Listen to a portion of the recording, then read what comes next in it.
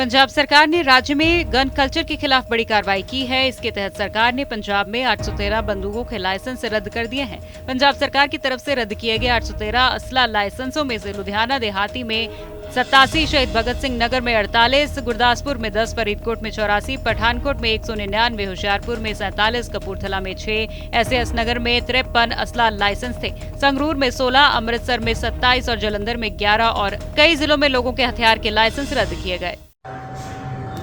आज पंजाब भगवंत मान जी के मजबूत नेतृत्व में डेवलपमेंट की ओर बढ़ रहा है। सर्वपक्षी डेवलपमेंट यहाँ पे शुरू हो चुकी है और पिछले लंबे समय से जो पिछली सरकारों के समय एक गलत गन कल्चर यहाँ पे डेवलप हो गया था, उसको ख़त्म करने के लिए आम आदमी पार्टी का और भगवंत मान जी ने निश्चय किया हुआ है।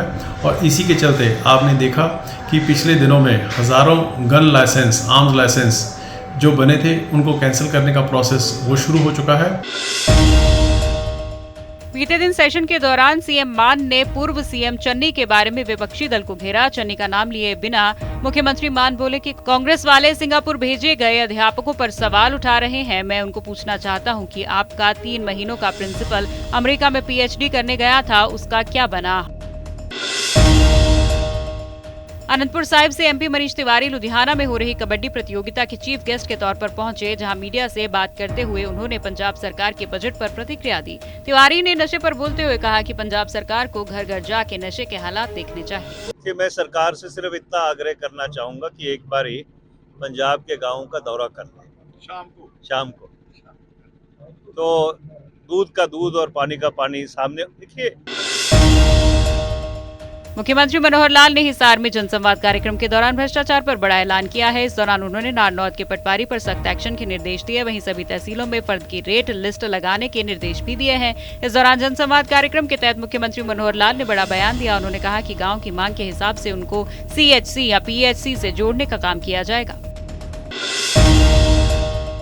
हरियाणा में विपक्ष के नेता भूपेंद्र सिंह हुड्डा भी भाजपा सरकार पर जमकर बरसे। प्रदेश में ओपीएस और एमएसपी को लेकर बोलते हुए हुड्डा ने कहा कि सरकार एमएसपी न देकर किसानों के साथ ज्यादती कर रही है। हुड्डा ने आगे कहा कि हर वर्ग सरकार से विमुख हो गया है। एमएसपी और ओपीएस पर विपक्ष आम जनता के साथ खड़ा है। ऐसे हमारी ओपीएस भी है, संभव क्यों नहीं है ये बताइए। एमएसपी जब है, एमएसपी का मतलब मिनिमम सपोर्ट प्राइस, एमआरपी नहीं है। जब उसका इतना अधिकार है और उससे कोई करता ठगी करते। अच्छा सर, लगातार सरपंचों के साथ जिस तरह से वार्तालाप हो रही है, सिरे नहीं चढ़ रही है वहाँ। देखिए, सरपंच और ये पंचायतें ही इलेक्टेड है, सरकार को विश्वास करना चाहिए उनके ऊपर। उन्होंने जवाब दे हैं लोगों को। आप ये उन सब पंचायतों को पंगु नहीं बनाना चाहिए। देखो, विपक्ष फिर अपना काम करेगी, जो लोगों की आवाज़ उठाना हमारा काम है, उठाएंगे और जवाब जो है लोग समय पे देंगे।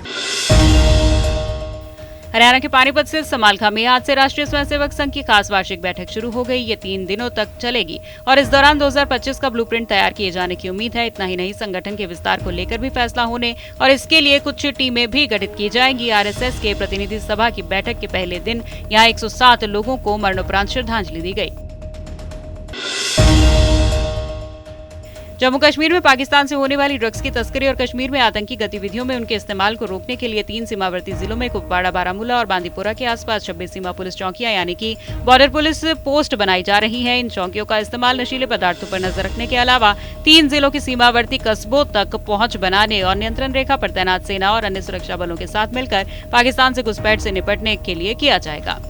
काफी बार ऐसा होता है, सरहद के करीब जो गाँव है, पहले भी हमने जब पुंछ में पकड़ा था तो उस वक्त भी 1.5 करोड़ के आसपास की रकम थी। अभी ये 2.5 करोड़ के आसपास की रकम है। ये कुछ पैसा कैश में ही वापस लौट जाता है और वहां से दहशतगर्दों को जो इस तरफ लॉन्च करते हैं या जिनको इस तरफ पैसा भेज के दहशतगर्दी की कार्रवाइयां करवाई जाती हैं। आजकल ड्रोन के ऊपर भी पैसे बांध के भेजे जाते हैं। अगर किसी को आईडी फोड़ने का काम दिया जाता है, आईडी लगाने का काम दिया जाता है, तो आईडी के साथ ही कैश भेजा जाता है ताकि उसको एडवांस में उस काम का इनाम दिया जा सके। यही पैसा उस काम के लिए इस्तेमाल होता। पाकिस्तान की एजेंसीज और पाकिस्तान में जो दहशत जम्मू कश्मीर में भारतीय सेना ने दुश्मन के नापाक मंसूबों को नाकाम कर दिया। पाकिस्तान सीमा से लगे नियंत्रण रेखा पर तैनात सेना के जवानों ने एक अभियान में रविवार को राजौरी से सटे हथियार और ड्रग्स की खेप बरामद की है। अधिकारियों ने बताया है कि बरामद सामान में 2 पिस्तौल, एक आईईडी और हेरोइन शामिल है। उन्होंने बताया कि सुबह एक तलाशी अभियान के दौरान नौशेरा सेक्टर में लाम के अग्रिम इलाके से जवानों ने इसकी बरामदगी की। अधिकारियों ने बताया कि अभियान जारी है, मामले में अन्य जानकारी जुटाई जा रही है। जम्मू कश्मीर प्रशासन ने शनिवार को बकाया भुगतान नहीं करने पर पूर्व मुख्यमंत्री और डेमोक्रेटिक आजाद प्रोग्रेसिव पार्टी के अध्यक्ष गुलाम नबी आजाद और बीजेपी की जम्मू कश्मीर की इकाई अध्यक्ष रविंदर रैना सहित कई नेताओं के आवासों की बिजली काट दी। इस दौरान रविंद्र रैना ने कहा कि वो इस समय राजौरी में है और जम्मू लौटने के बाद बिजली कटने के कारणों का पता लगाएंगे।